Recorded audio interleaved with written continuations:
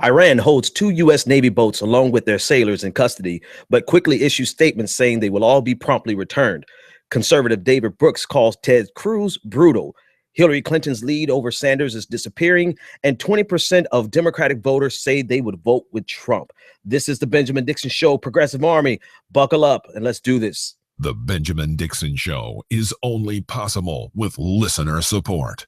Go to www.thebenjamindixonshow.com to register for our blog and join the Progressive Army. And now, ladies and gentlemen, you're now about to witness it's the Benjamin Dixon Show.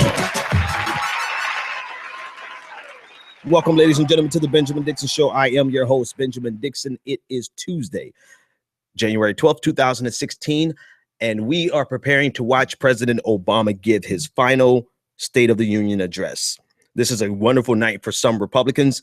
They have been waiting for this since, November 6, 2008. They've been waiting for the last day of President Obama's tenure. Little did they know he would have 8 years, 2 consecutive terms, but that's neither here nor there. So we're broadcasting live tonight early in preparation for to make sure that I get a chance to watch the State of the Union and you get the same chance as well. So we're going to dive right into the different issues. So on my way home from downtown Boston today and work, I got a tweet, I got a notification stating that Iran was holding 2 U.S. Navy boats along with their sailors. So your first gut reaction is probably like most people, what in the hell is going on? Why would they do this? And why would they do this? And so, of course, the normal fear-mongers, the likes of Joe Scarborough, immediately started tweeting out about the weakness of President Obama. But when you read the story released by the Associated Press, that it appears as though the ships had mechanical failures, right?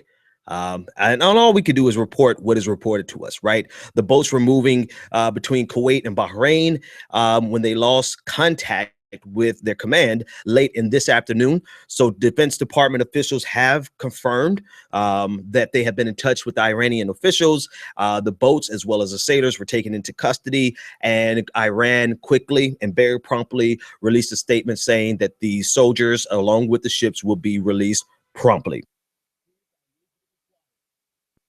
As I tell my kids that they need to be quiet. All right.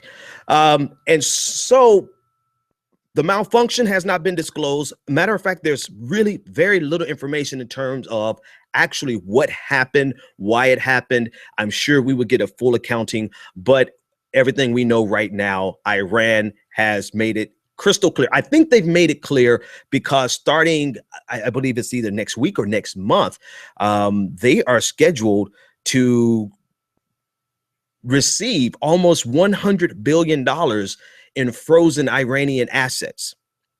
So I don't think that they really want to, I think that they want to keep going down the road of good behavior and being welcomed back slowly but surely into Western civilization. So, this probably was, as it's being reported, that it was a mechanical failure or some type of failure on the ships where communication was lost. And Iran picked up the ships as well as the sailors, and they're all being held in custody right now until they can be released. So we will keep an eye on this story as it develops. Just reading here. Actually, not even a week. It's just a few days before this happens, before the $100 billion in Iranian assets are returned. This was in exchange for their cooperation on the nuclear agreement. So I think that's very interesting to keep an eye on. We'll keep an eye on it. I wonder, I doubt President Obama says anything about it tonight. His speech has already been finished and printed. And this seems like it's a case of our ships cross into their waters because of mechanical failure, and they are going to return our ships. But of course, America will keep an eye. That doesn't stop Joe Scarborough, this the host on the liberal leaning, right, MSNBC. Joe Scarborough decides to tweet out, Iran, 300 days. Hang on, I want to read it verbatim. I don't want to lie on Joe Scarborough. It's in here somewhere. I had it handy. Oh, boy. Anyway, when I find it, I'll read it out. But essentially, he says that you only have 300 days of dealing with a weak America. Oh, here it is. Hey, Iran, you have exactly 300 days left to push a U.S. president around. Enjoy it while you can. After that, there would be hell to pay. So without knowing anything about it, without finding any information, he decides to make this bombastic reply. The standard Republican hubris and positioning. This is what they do. This is all they know how to do. So please tell me, what would a President Trump do differently that is in line with best procedures, best policies for the United States? Granted, Donald Trump would absolutely drop a bomb on somebody over something like this. Even if it was a mechanical failure, Donald Trump wouldn't care. Donald Trump, I saw somebody tweet this morning, it was brilliant, and I can't take credit for it, but they said Donald Trump would allow an 11-year-old to troll him into a nuclear war. Is that the type of bombosity that you want, Joe Scarborough? What about Ted Cruz? Ted Cruz, who wants to make the sand glow, right? Is it action or is it words? It's nothing.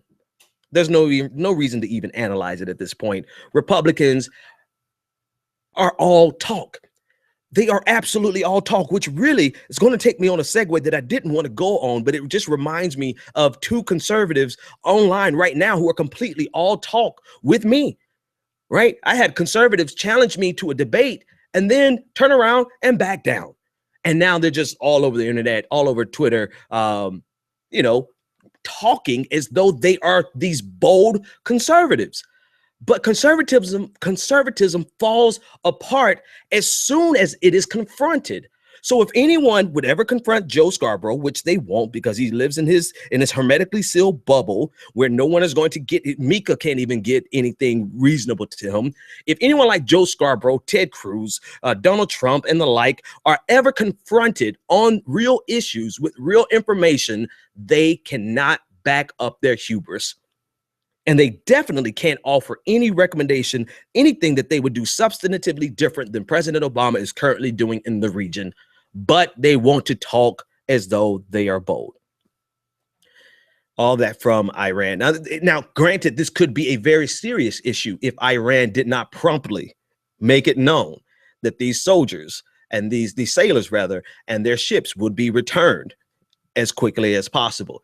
So as quickly as possible should be they're doing that now. So let's keep an eye on it and see how quickly that happens. And it's in the best interest. It is in the best interest of Iran. All right. So speaking of conservatives, I was reading an article in the New York Times this morning by David Brooks, conservative David Brooks. And the title of it was Ted Cruz's Brutalism, or the Brutalism of Ted Cruz. It's an interesting read, especially from the perspective of conservatives. It's a conservative writing it. And it starts off with the story of, in 1997, Michael Wayne Haley was arrested for stealing a calculator from Walmart. Now, the crime itself merited a maximum of 2 years in prison. But this starry-eyed conservative by the name Ted Cruz felt as though what was the exact law? The sentence, the habitual offender law should be applied to this young man who stole a calculator. So a sentence, a crime that would have warranted 2 years maximum, eventually got Haley sentenced to 16 years. And instead of doing what was morally correct in the situation, instead of doing what was really legally correct based on precedent, right? Based on defense attorneys, based on previous cases, similar cases, instead of doing what was morally and legally correct, Ted Cruz decided to prosecute this kid to the fullest extent of the law. Or the article actually says it was a mistake. I don't know. I can't really Well, let's take the article for its word. The article says it was a mistake. When that mistake got taken to the Supreme Court, instead of conceding that it was a mistake, instead of backing down from this ridiculously long sentence over petty theft, 16 years instead of 2 years, Ted Cruz pushed forward to maintain the charge and the sentence, rather, that he had been given, such that Justice Anthony Kennedy asked Ted Cruz, is there some rule that you can't confess error in your state? In other words, they took this issue of a young man stealing a calculator worth 2 years in prison. They accidentally give him 16 years in prison. But instead of admitting that they made a mistake, they took it all the way to the Supreme Court, and the Supreme Court had to ask, are you kidding us? David Brooks uses this story to cast light on the brutish and brutal, rather, I intentionally said brutish, but brutal character of Ted Cruz, such that we see it in his language. We see it in his apocalyptic doom and gloom. Everything is wrong. Everything except the environment is wrong. The world is coming to an end except by virtue of global warming or climate change, right? Because he doesn't see anything there. His mom was a scientist, so he's qualified to trump anything NASA scientist says. But besides that, set that aside, the world is coming to an end.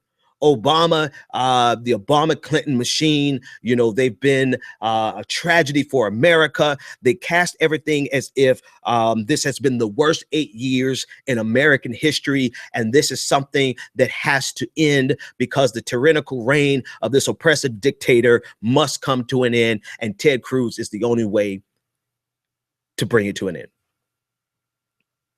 And so ultimately, with Michael Wayne Haley, instead of 2 years, he was eventually released after serving 6 years in prison over a 2-year maximum penalty for petty theft for stealing a calculator out of Walmart. David Brooks is a conservative. Brooks is a conservative. And I think it's important to point out that it's revealing that Ted Cruz is now not even palatable for conservatives. I think some people consider him the lesser of two evils between Trump and Ted Cruz, but many in the Republican establishment, along with David Brooks, really consider Ted Cruz to not only be brutish and brutal, but really uncouth and not quality. He's definitely like he would be considered he would be considered new money, right? He's like the class. The local idiot who has meandered his way into the Senate because of the opportunistic period of the Tea Party onslaught. A person like Ted Cruz would never have made it this far in the Republican establishment. And so the establishment is making it known that Ted Cruz is not their man. Besides, Marco Rubio is there, man. If they're going to pick a Hispanic, they're going to pick the prettier Hispanic, right? Marco Rubio looks far better. Ted Cruz looks like Eddie Munster, right? So the conservatives are all about vanity of vanities. They want the good-looking Marco Rubio. That's their man. And so David Brooks has turned coat on conservatives and broken Ronald Reagan's preeminent law. Conservatives will not attack a conservative. But I think in whatever his justification for turning on Ted Cruz, I think his analysis is apt, right? I think he's hit it on the head. He absolutely has hit it on the head. I like this. I'll just read this particular paragraph. The fact is, this apocalyptic diagnosis is ridiculous. The Obama administration has done things people like me strongly disagree with. But America is in better economic shape than any other major nation on the earth. Crime is down. Abortion rates are down. 14 million new jobs have been created in 5 years. You know that it is bad when a conservative starts talking positively about President Obama against one of their own candidates. But whatever the reason, I think this article really kind of puts a backdrop into the character of Ted Cruz, such that we can see that he really is, scarily enough, I think he's a true believer. I think he really believes what he says. I think he really means what he says. He's just terribly, horrifically misinformed, and not only an ideological zealot, but a religious zealot, which means he's that much more dangerous because he actually believes it. At least Donald Trump doesn't believe half of what he says. Caller, you're live on the air. What's your name, comment, and/or question? All right, we just lost that caller. Not a problem. Moving on. This is more interesting news anyway. Hillary Clinton's lead over Bernie Sanders is disappearing. But we knew that already. We knew that was happening, and we knew that was coming. Just a month ago, I want you to catch this. Just a month ago, Hillary Clinton this is a national poll. Hillary Clinton led Bernie Sanders by 20 percentage points nationally. Just a month ago. Today, national polling has come out showing that Hillary Clinton is ahead, has 48%, and Bernie Sanders has 41%. And we're just getting started, folks. If Bernie Sanders pulls out New Hampshire and he pulls out Iowa, then you're going to see this lead completely disappear. What's more revealing is the fact that voters under the age of 45 favor Bernie Sanders by a 2-to-1 ratio, meaning as old as Bernie Sanders is, the younger generation, I can't call them millennials because it's definitely not just millennials, right? Up to 45, but that's still generation. That's not even Generation X. Hell, 45. What's in between baby boomers and generation? Anyway, people underneath 45 favor Bernie Sanders 2-to-1. So no matter how old people try to make Bernie Sanders seem, he obviously has a forward-thinking policies with which young Americans can connect. All right, 973. I've got you back on the air. What's your name, comment, and/or question? How's it going? My name is Juan. I'm from Jersey. I just wanted to speak mainly on what you were just talking about now with regard to Bernie Sanders. Go for it. I believe that one of the main hurdles that he has to deal with, especially in the primary, is trying to combat against Hillary Clinton and the Clinton campaign and the foothold that they have in the African American community. People aren't able to realize the type of work that Bernie's done. You know, he's been working for the cause for 30, 40, 50 years, and the Clintons come in with just a name, and by name alone, they expect to get the same amount of support that Bernie actually has earned. Right. You know, and I feel that's something he's got to work towards. I mean, this interview with Killer Mike was good, but it wasn't enough. I think he's got to really pound out there and try to let people know that he's really out there for the little man. Yeah, I agree. I think it was a great interview, and I think he is actually making some moves like that. Hey, man, thanks so much for the call. You have some great points. Side, the let's do something real quick. I have a little interference there, but thanks so much for the call. I'm gonna grab this next caller. But yeah, no, he is actually Bernie Sanders. See, I don't want to go off too much on a tangent because we have a limited time tonight, but what the caller said is really key. I think Bernie Sanders is making the right moves. He's doing a black college tour. He's going to black churches. He's doing a lot of things in the black community because the black community is pivotal, right? If Hillary Clinton does not get the black vote, Hillary Clinton doesn't win, right? And I know Hillary Clinton just put out Trayvon Martin's mother as a quasi surrogate.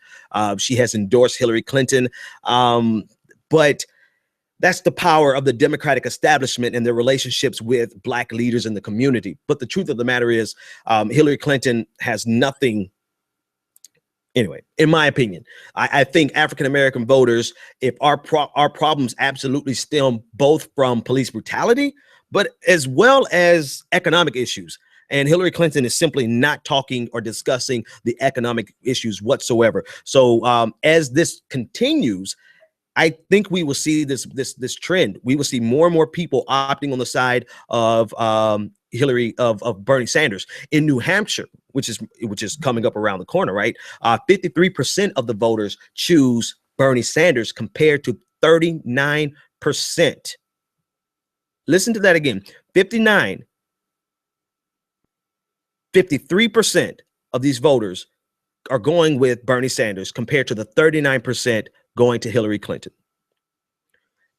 Bernie Sanders is also leading in every major voting bloc in New Hampshire. So with the close proximity, and this is, mind you, this is without a serious series of debates.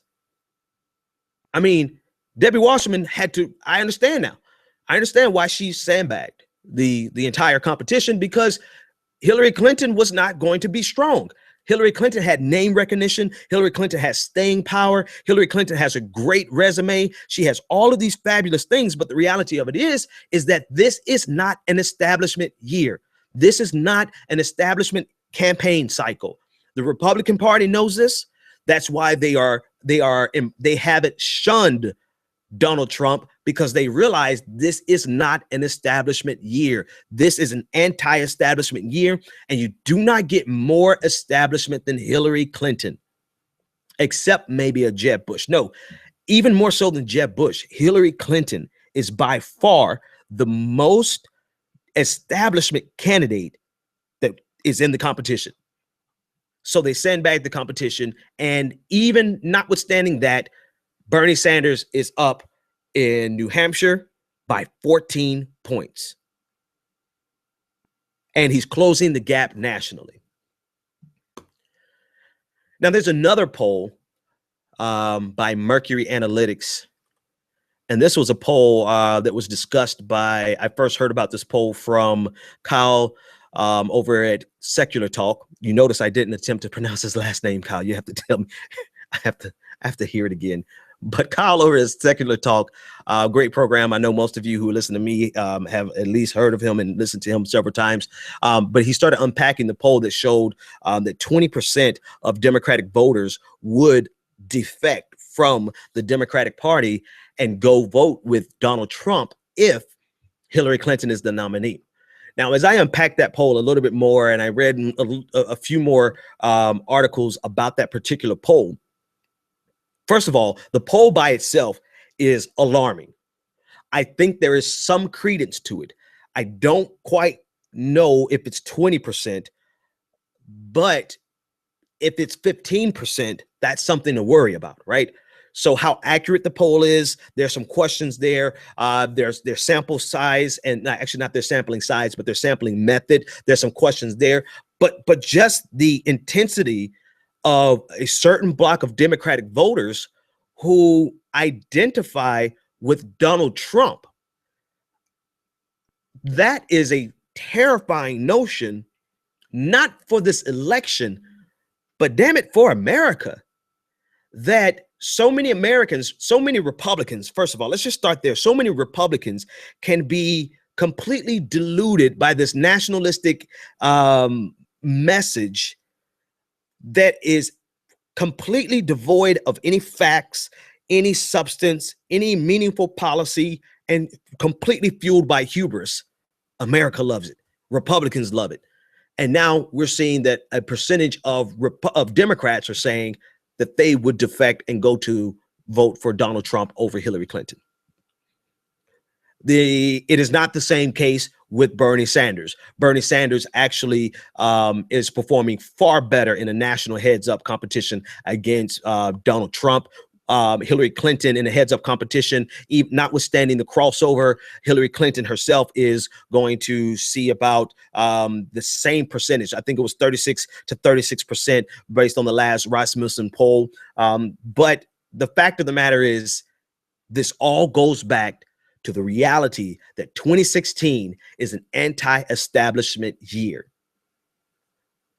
And if the Democrats, who are late to the party on playing establishment politics with the Republican, with the presidential nominee, if they continue to play establishment politics with the Democratic nominee, there is a very strong possibility that we would lose a race that really should never be a question in the first place. I don't think anyone in their right mind would ever consider Donald Trump a viable president, not nominee, because he's probably going to win that nomination, not win the election, because if Democrats play stupid, he can win this election. But I don't think anybody in their right mind would have ever thought Donald Trump to be a competent president. And yet we're faced with that possibility because the Democrats are late to the anti-establishment movement.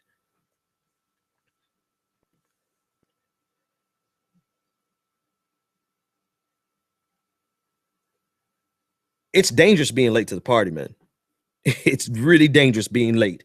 You know, we've been seeing this trend steadily in the Republican circles, where they have been pushing anti-establishment since 2010 very, very strongly. After they lost to, listen, Barack Obama was a game changer. They hated to lose to Barack Obama so much that they splintered back in 2008, formed the Tea Party, and took over their caucus in the House. And they've been pounding those drums ever since, and they made it possible. They have made it possible for Donald Trump to become a nominee, because it's such an anti-establishment movement. And now Democrats have done the opposite, right? They hate that they lost to Barack Obama in 2008. And so instead of becoming more anti-establishment, they became more establishment, right? They started playing more tricks behind the scenes. They started controlling the outcome of this election before the election even started. And Americans have let them know that this is not the year for establishment politics. I think they feel some kind of way special, as though the fact that they are smarter than Republicans in most cases, not all cases, the fact that they have generally better social policies than Republicans in probably every case, they have more palatable neoliberal economic policies than Republicans in terms of rhetoric, but not in actuality, because it's the same. TPP would have been the same whether it was Obama or Mitt Romney. I think they feel that they have a better position in American history, and they are on the side of right.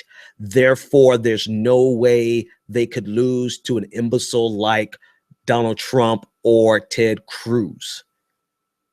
I think I went a very long way around a very simple way to say they feel entitled. They feel entitled to the White House. They feel entitled to their base's vote, and they're paying absolutely no attention to all of the markings on the wall, all of the writing on the wall that is declaring that this is an anti-establishment year, and run an establishment candidate at your peril. Will from New York, what's on your mind? Hey, so just back to what you were saying about Bernie gaining so much traction despite the blackout within the media. Right. I don't necessarily like calling in to ask Ben Dixon to preach a sermon to me, but it does kind of speak to, I think it's in Matthew, I'm not sure where, it says, you are the light of the world. A city built on a hilltop cannot be hidden. They can hide him as far away as they want, but he is the voice of light. That cannot be hidden. And yes, they feel it's inevitable to them because the manner in which they've hijacked that religion of, well, yeah, you know what, I can do whatever I want. I'll just say I'm sorry later in a dark room. I can get away with whatever. You can hide the Bernie Sanders away for as long as you want, for the last 100 years, right? But we finally have such that pure, bright, white light that breaks through the darkness, and people are actually recognizing as something that is real. Will, it's like two days in a row, Will, you called in with scripture and all kinds of stuff. You know, hey, I think I have my applaud line fixed somewhere around here. But no, what you said is very true. There has been initially, I don't think there's any question. Initially, there was a blackout in the media And whenever they even mentioned Bernie Sanders, it was very derisive. It was very dismissive. It was almost like, Bernie Sanders, he has no chance of winning. So why are we even talking about him? So that's the manner that they, throughout the entire summer, that's how they treated him.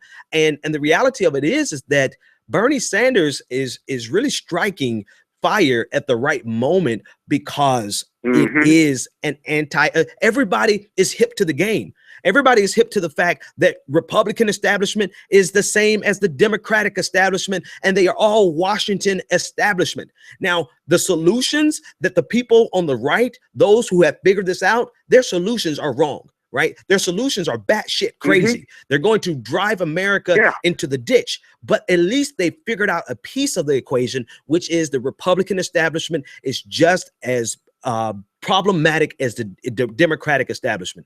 And what they don't realize. One more follow-up point, though. Sure. Cut me off on my show. Cut me off on my show. Go for it.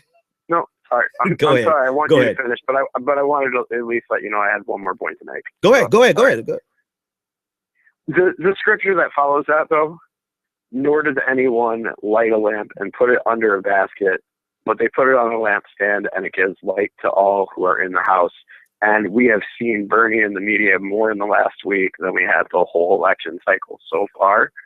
And now he's going to illuminate more people, more audience is going to be reached. I didn't mean to cut you off. I just wanted to make sure you did. Will, that's okay. You always cut me off. Well, no, you don't. Thanks for the call, man. We appreciate it. All right. Goodbye. All right. Take it easy. Will from New York. I think everybody on the show knows Will from New York at this point, but he has a great point. Bernie Sanders is moving up. Listen, and this is my normal disclaimer that I give at the end of my conversation about Bernie. It's not. I'm not a Bernie Sanders fan. I'm a fan of what Bernie Sanders is promoting. And if Bernie Sanders got elected and did not come through on everything that he's saying, I would no longer. I wouldn't have any problem, because I'm not as a fan of his in the first place, right? We're looking for people to actually change this paradigm that we've been living under. So it's important that we look at this very soberly and say, we support Bernie Sanders because Bernie Sanders supports us, right? We support Bernie Sanders because he's the only politician outside of Donald Trump who is speaking about anything other than establishment politics. Ted Cruz, quasi-establishment. Marco Rubio, definitely establishment. Jeb Bush, the quintessential establishment. Martin O'Malley, establishment. Hillary Clinton, the quintessential establishment politician. And so this is why you have a Donald Trump, which is ridiculous. I mean, it shows the viability of misinformation and hubris, right? How successful you could be with that. But he's only there because this is an anti-establishment year across the board. And then that's why Bernie Sanders could not be hidden, because, listen, not only did the Tea Party get started around 2008, but the Occupy Wall Street got started around 2008, and people said they had enough.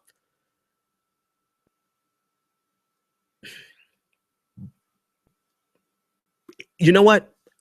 I have to compare it to a business model. There is a reason why small companies pose a threat to large companies. And there's a reason why large companies would prefer having a monopoly and creating not economies of scale. There's another term, basically making it prohibitive, price prohibitive for small companies to get into their industries. Stay with me. I'm going somewhere here. Stay with me. The reason is because small groups, small businesses have the ability to be flexible and to adjust and to be more innovative. Not only do they have the ability, they must be innovative. They must pivot quickly. They must serve a niche that's not being tapped. And so that small company eventually wins and becomes the big company. A large company like Walmart, or a large company like Borders. Here we go. Perfect example. A large company like Borders is threatened by an outsider. They are threatened. They are the establishment. And because they are a big behemoth, They believe that they will always be there. And they don't pay attention to the subtle changes in the economy. They don't pay attention to the subtle changes in cultural trends. They don't pay attention to subtle changes in technology. And they miss these opportunities because they're so big, they're so entitled, and they have all of these opportunities to make money off of what they're currently doing without ever changing. This is the exact example of the Washington establishment, and particularly the Democratic establishment. They have missed the cultural changes. They have missed these movements. They have not been paying attention. They've been too busy satisfying themselves, and they have completely and entirely missed the fact that the nation has changed around them. And here are these smaller movements that don't have a fraction of the money of the Democratic National Committee. They don't have a fraction of the money of a Hillary Clinton. You have these smaller movements that are capitalizing on changes in the culture because they paid attention to the changes in the culture. And I'm afraid that because they've been so successful, that we would lose to the Republican Party because Democrats are so busy being like borders and not realizing that Amazon is creeping up on their ass. And that case study is at least 10 years old. I don't have a more modern one off the top of my head right now. Solomon from DC, what's on your mind? Hey, Ben, this has been quite a week so far. Absolutely. We're barely in the great establishment nightmare. Yep. This is going to be historic, I think, the beginning of an historic moment in this country. And the first thing I wanted to note was after seeing those national polls, just three quick things. After seeing that national poll where Bernie is only 7 points behind, almost within the margin of error in a national poll, something even Obama didn't do before the Iowa. He was 20 points down the day of the Iowa caucus. So this is incredible, and I think we're going to see like the Morning Joes and the Good Morning Americas and the New Day and CNN talk about that a lot. But that poll made me think we need to see some Nevada and South Carolina polls, because I'm getting the feeling this Southern firewall is not as strong as people thought it was, especially if the national polls are that close.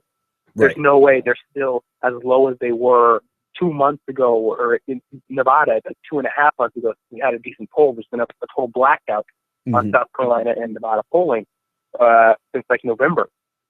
Yeah, I would be interested in seeing what's coming out of Nevada and South Carolina at this point. I mean, that drastic of a change in 1 month. One says that the polling at that time, you know, even though the polling itself may have been legitimate or valid, it just says that it was useless, right? It was useless to try to sandbag this competition and say that Bernie Sanders is down by 20 points a month ago when we closed that gap in less than a month, right? So I would be surprised to see where he is in South Carolina, because that same narrative was put out on South Carolina that there's no way Bernie Sanders is going to win South Carolina, particularly because he's not going to win the black vote, because I think 90% of black voters said that they were going with Hillary Clinton. And this was about 2 months ago. So I would love to see what's coming out of South Carolina at this point. Yeah, especially South Carolina. And the second thing is, after a lot of push from the online community and the subreddit for Sanders, and they just pushed PolitiFact to say that they will, I'm trying to quote here, they will address Hillary Clinton's healthcare lie after the State of the Union address. That's how they quoted it? They're going to. Oh, wow. And that those I think are going to give our pants on fire rating for that, and then send that to the media when they will have a field day. I'm going to do a standalone video. I'm going to do a standalone video on that, because I couldn't think. I was really scratching my head. Sometimes I give too many people the benefit of the doubt. I'm like, in what world is what she's saying even a possibility? And only thing I could think of is the Medicaid expansion problems that we're seeing right now, in which Louisiana no longer has, because they got rid of Bobby Jindal. By the way, that's just a little piece. Solomon, thanks for the call, man. We're going to try to make it out of here in time for the State of the Union. All right. Thanks, man. All right. Yeah, a lot of interesting things going on. Bernie Sanders is strong. And I think if the Democratic establishment does not recognize the moment they would no longer be the establishment. But I said this on a video a long time ago. I don't know if it was with Boyce Watkins. I don't know where I was, but I said a long time ago that particularly the Black Democratic establishment needs to be completely replaced. And I think the same thing applies with the Democratic establishment in the first place. There are some benefits, right? There are some benefits to having these trained politicos and this structure, this infrastructure where you can get a national campaign up and running in no time flat. There are some benefits. I'm not saying burn it to the ground, but I am definitely saying the key players we need a blood transfusion in the establishment. And I think Bernie Sanders actually presents that opportunity. All right.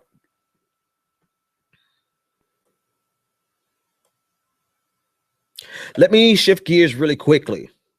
I think we've exhausted that conversation on Bernie Sanders and his polling. Let's keep. Oh, that's what I thought you were going to mention, Solomon, from DC. I thought you were going to mention the fact that MoveOn.org has endorsed. They did a poll, and I want to get the exact results of that poll. I think it just happened. I think it was 78%.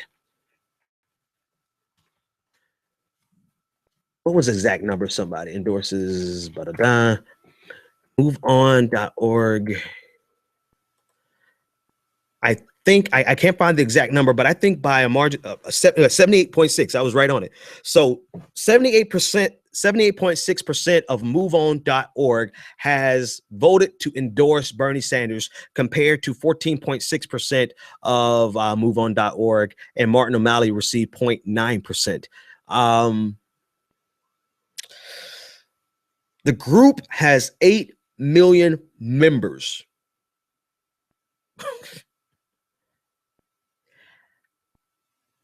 People who are active and engaged in organizations like MoveOn.org are very passionate voters, are people who are going to go to the poll no matter what.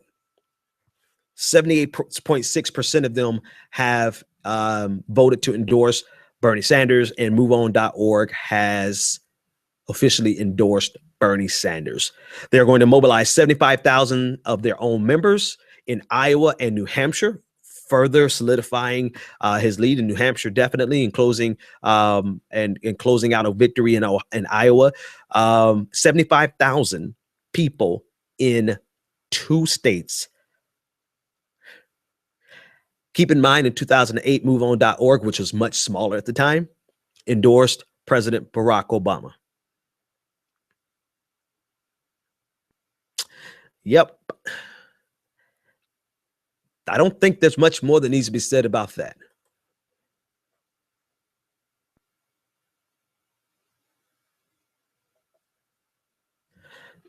Moving on. Pause for dramatic effect. Actually, no, I needed to pause to switch my my notes over here. I missed the story yesterday.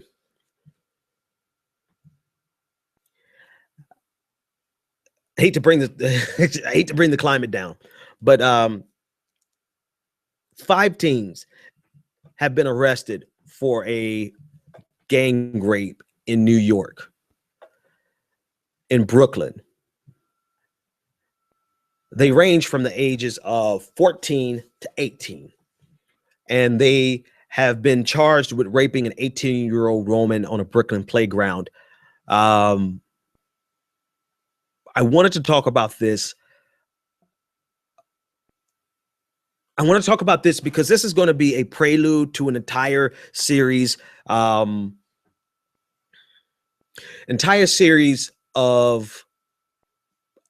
really a shift. Hang on, what's the right way to describe this?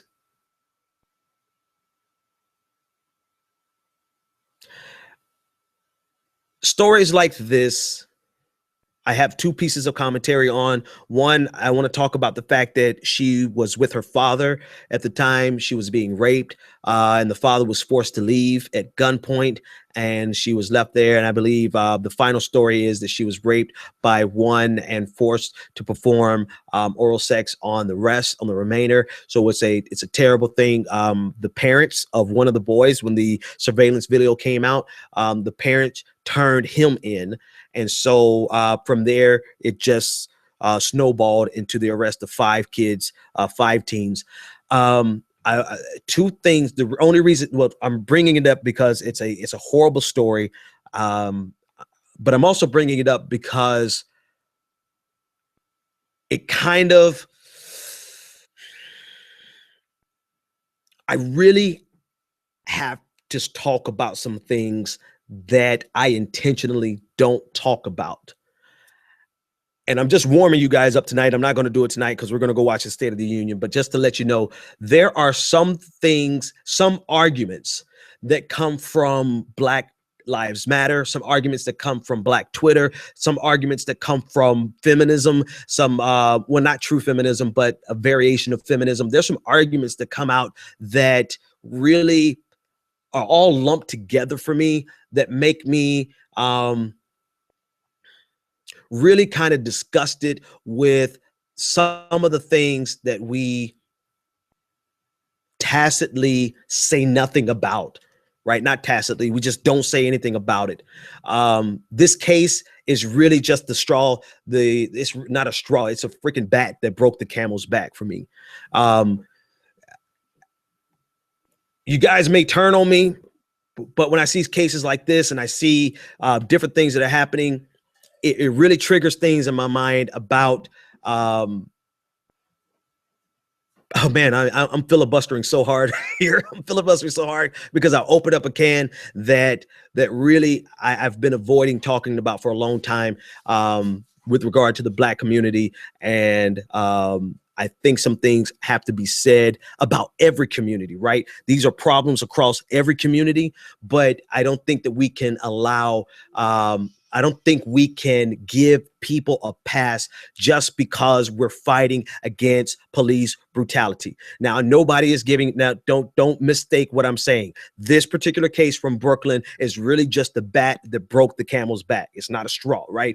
But this case in Brooklyn really just kind of solidified the deal for me, where I think a lot of times we excuse certain types of behavior, we excuse certain types of activities, we let things go on that really we should nip in the bud for the betterment of not only our community, but for our nation. And so when I see a story like this, I don't directly connect it to that, but it's the straw that broke the camel's back, I swear. Because people like this, I'm not going to say I want them to get roughed up by the police, but I absolutely will say they need to rot in jail. You know, people like the guy who killed Laquan, no, what's the young man's name? So many people getting killed, you can't even keep track of it. Tyshawn Lee, the guy who killed 9-year-old Tyshawn Lee, right? We can't be silent. We have to use our platforms to speak out about every single injustice. Injustices committed by the police and injustices committed by people who look and live in certain same situations as us. I understand. Listen, I understand systemic oppression. I understand systemic racism. I understand the economic paradigm. I understand how economics plays a part in crime. I understand that white on white crime is just as endemic and problematic as black on black crime. I understand all of these things, but I also understand that there is a value in using our platforms to directly address these things.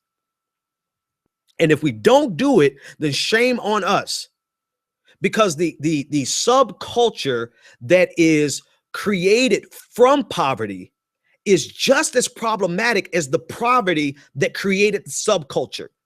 We can't just look at poverty as an economic paradigm and excuse behaviors that are fostered in a subculture. We have to hit it head on. These boys did not start off as rapists. They started off as something else. They started off with a number of things that I would talk about on another show. But I'm just telling y'all, I have to, and the fact that they forced the dad to leave, I'm not going to say anything bad about the dad because I know they're all suffering right now. But I tell you one thing, they would have to kill me. You know what it is? I'm going to start making a case for some traditionalism. I'm going to make the case for some, I don't believe in respectability politics, but I do believe that if you want something from this system, then you're going to have to dress the part of this system. Let me stop now, because this, let me tell you, this thing bothers me because we do more damage to ourselves than any of the good works that we could do fighting back against police brutality. And every one of you know that I'm down with the cause, and I understand the cause more than almost anybody else in the game right now.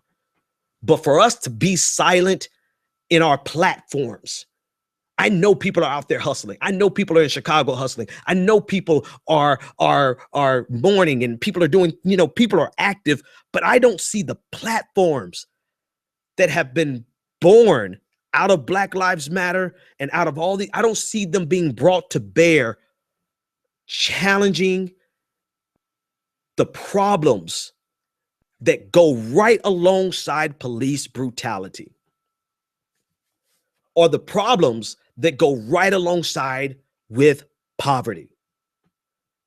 And I understand that poverty plays a significant role in a case like this, but I sure as hell won't let sons of bitches off like this because of poverty.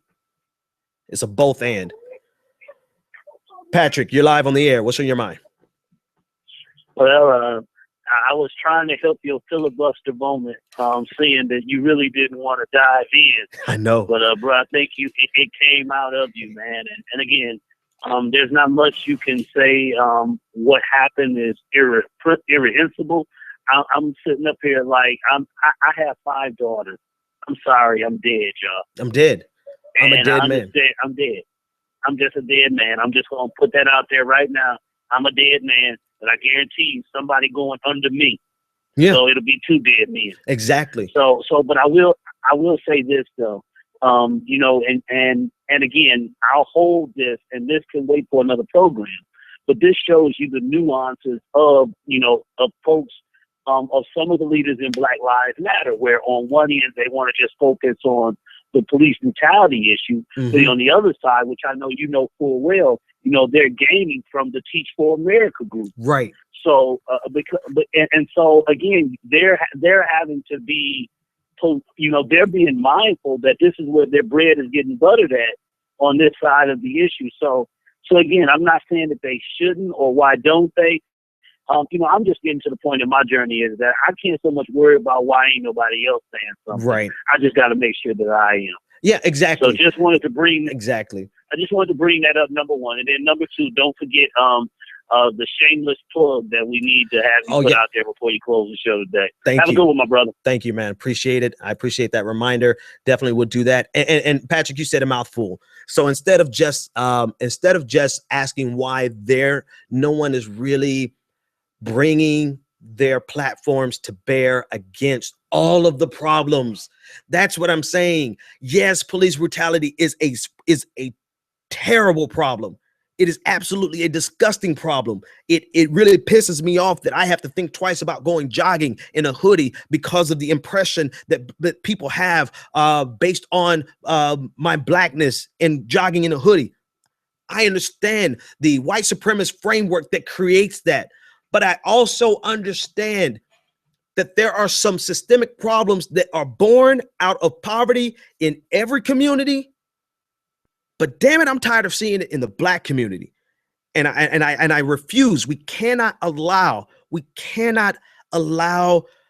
the fear of respectability politics. We cannot allow the disgust with respectability politics. We can't allow this framework that's being created that focuses only on one dimension of the problem. There are other problems, and it does not excuse someone behaving like this, doing something reprehensible like this. It does not give the police carte blanche permission to kill them, because if I was her father, I would have killed them myself. It still does not give them permission to kill them. But it does not mean that we are silent on these issues that happen in every damn community, right? This type of foolishness happens in every community, and it's disgusting. But anyway, moving on.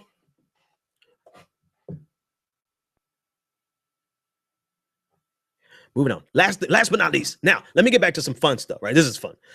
This clip is fun. This is Fox News at its best. And this is the last thing I'm going to do tonight, folks. This is Fox News. This is a black Republican. Let me say this before I start this. I want to put a standing offer to any black conservative, hell, any conservative whatsoever. And honestly, I don't care if you're second tier, third tier. I don't want just regular conservative trolls, because it's really not worth my intellectual time. But you second tier, folks who get visits on, like on Fox News, you're more than welcome to come and challenge me to a debate, a full-fledged debate. You pick the platform, you pick the forum, you pick the topic. I don't care what it is. I've yet to have a conservative to actually take me up on the offer, but yet they still insist that progressives, particularly black progressives, are dumb. So says Crystal Wright on Fox News, who claims the Democratic Party is killing literally kids, black Americans, with guns and abortions. But that's not the only thing that she said. She actually said the Republican Party is making African Americans more criminal and more dumb. Let me just let her say it in her own words. This is, I believe her name is Crystal Wright. I think that's her name. If I said it wrong, oh well. She's obviously out here trying to sell a book, but I think it's worth sharing so that you can see. Anyway, here it is. A provocative brand new book coming out today is calling out the Democratic Party, accusing them of manipulating the black vote and calling the Democrats' behavior. Pause. Raw story. Give me the shortened clip next time. I'm looking for the Media Matters clip from the same thing. Media Matters, Crystal Wright, blacks and dumb. You got to know how to search and search quickly. I'm sure I'll find it really quickly. All of that great introduction. I'm hoping that Owen will cut out the error. Anyway, here we go. Here's the right clip from Media Matters, or Mediaite rather, not Media Matters, Mediaite. So let me switch screens and play it at this time.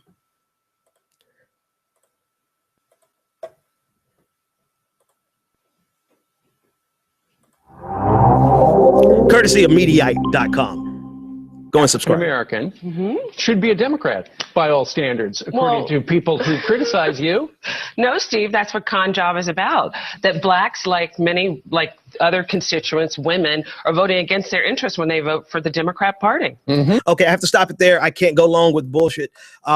Notice the shift.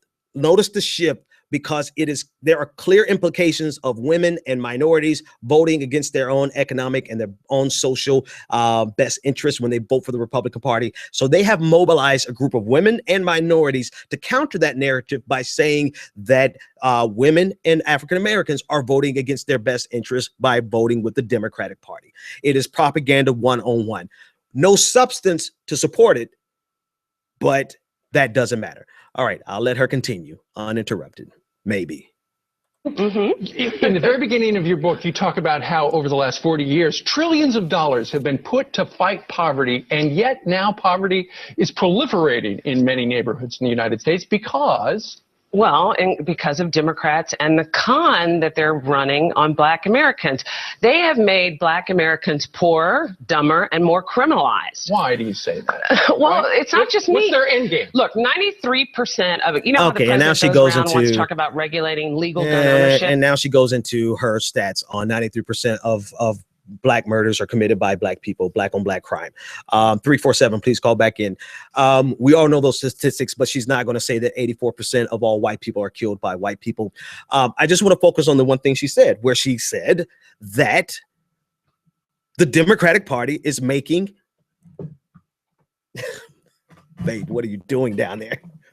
What are you doing? She's getting a charger. She's trying to be sneaky and get the charger. Folks, it's falling apart here at the end. It's time to go watch. It's time to go watch the State of the Union.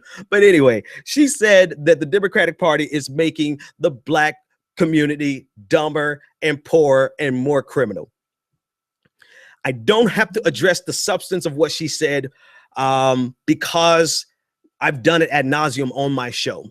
But I guess maybe I will really quickly. Number one, we're not even talking about the recession that actually led to increase in poverty. We're not talking about the neoliberal policies of the Republican Party that institutionalizes poverty. We don't even talk about the fact that white on white crime is as endemic and systemic as black on black crime. She's not going to address those things because that doesn't sell her books.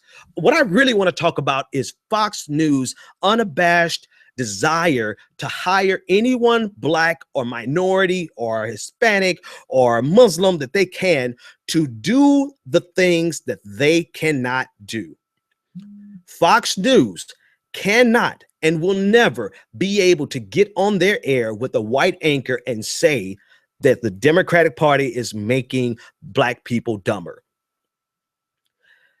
So they get a black person to do it. It makes good money. Hell, I probably would be a millionaire by now if I took my skill set and used it on Fox News. Oh my God, I would be so rich right now. There is a market for it. The standard, the bar for excellence in the Republican Party is far lower than in progressive circles. The level of intelligence that you need is far lower. Look at Ben Carson. Notwithstanding his neurosurgeon career. But the other thing I want to say about this is that I tweeted her, and to give her an opportunity to really see how dumb black left-leaning progressives are. And so this is a standing offer. Her handle on Twitter is @GOP Black Chick. @GOP Black Chick, Crystal Wright. If you ever want the opportunity to show your fans how dumb black Democrats are, you have a standing invitation to come debate me. You choose the place, you choose the topic, you choose the moderator. I could care less. And we'll see exactly what side is quote unquote dumber. Pedro, you're my last call of the day, man. What's on your mind? Hey. Awesome. Glad to end the show. A couple of things. First off, putting someone like her, and anyone else that's a person of color and willing to deride people of color is a common tactic, especially not in a negative way, but especially in local news. What they would do is, like, if there was a story with a handicapped person, they would put a handicapped reporter, like a deaf person or an amputee person, as a reporter. If there was someone going into a black neighborhood or someone about a story about Asians, they would put like a black or an Asian person. It was a common thing in local news. I'm not sure if they do that nowadays because I don't have TV.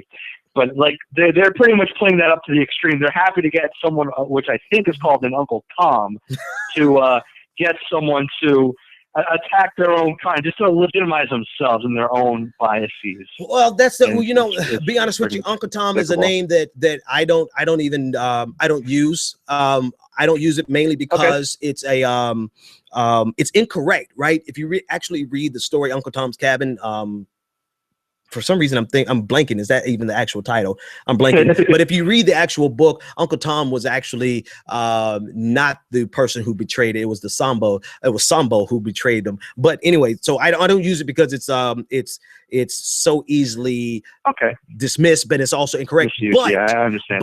But what you're saying is absolutely true in the sense that they are so ready. They've taken that model which you've laid out, which is a standard model, but they've gone to the extreme, which is let's get somebody who represents this community to say the damnedest things that we could never get away with saying. Exactly. Absolutely. And I just have one more point, and I hate them for this. That honestly, if you had picked up my call 5 minutes earlier, I was going to scream into the receiver because I'm pulling a will. I'm a couple drinks in, and I'm really pissed at the way that they're doing this because it's so disingenuous, and no one is I don't want to say courageous, but no one has the bombasticness that Donald Trump has on our side to call them out on it. And not that I want anything Donald Trump on the left side, but it's sort of warranted right now because the issue I have with this is I'm a person of limited life experience. I don't know everything that's going on in the world, but I'm almost certain that anyone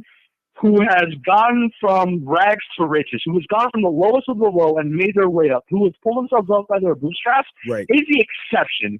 It is almost impossible to work from poverty by yourself without connections to the top by any stretch.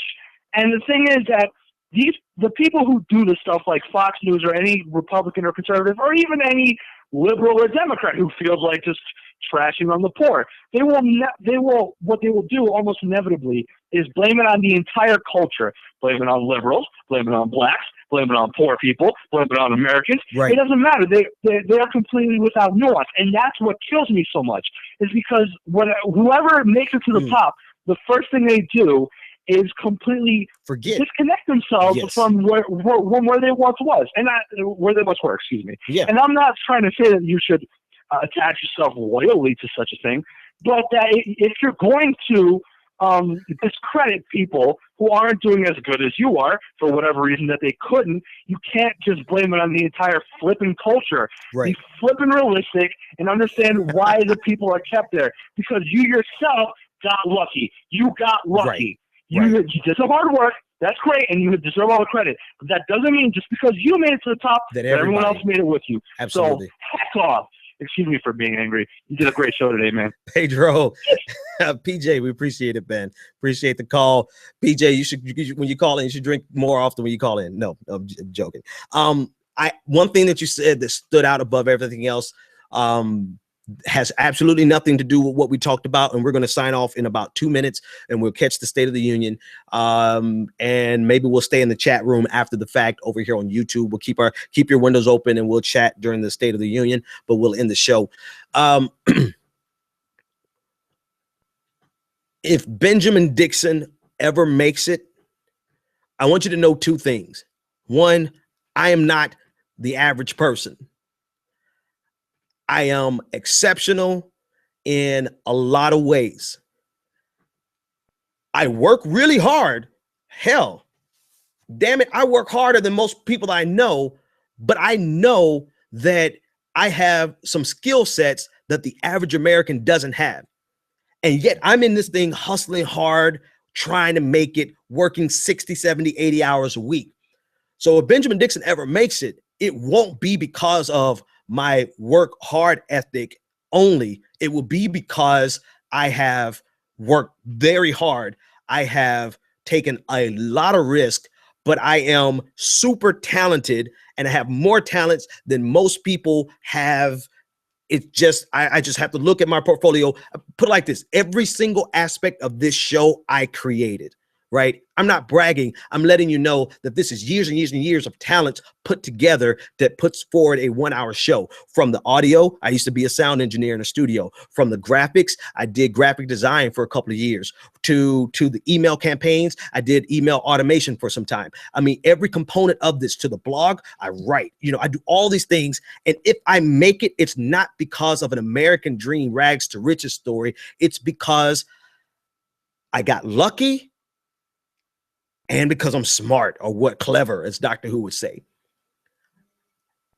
I don't think that you should have to get lucky and be an exceptional person to have a decent life in America.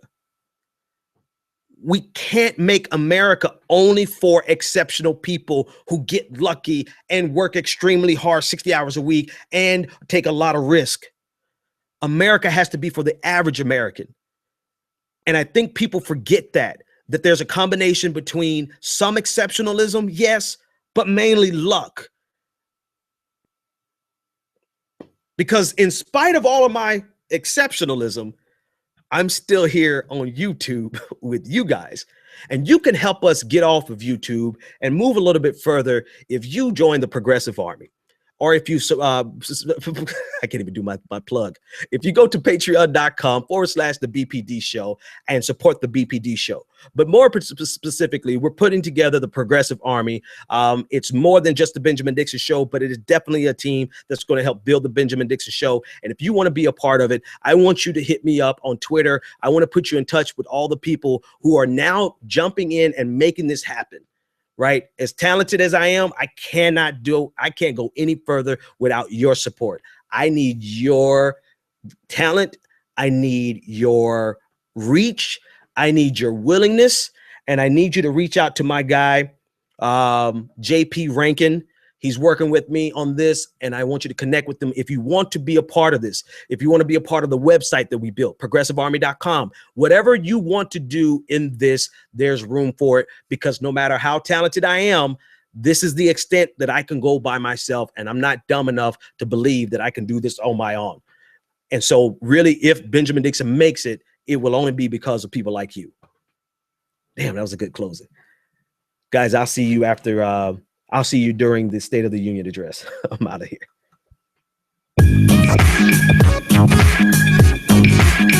The Benjamin Dixon Show is only possible with listener support. Go to www.thebenjamindixonshow.com to register for our blog, join the Progressive Army, and support the Benjamin Dixon Show. Crazy mother. If you like this episode, be sure to share, like, and subscribe.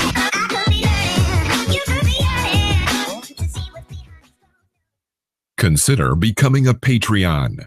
Go to www.patreon.com/The BPD Show and support The Benjamin Dixon Show.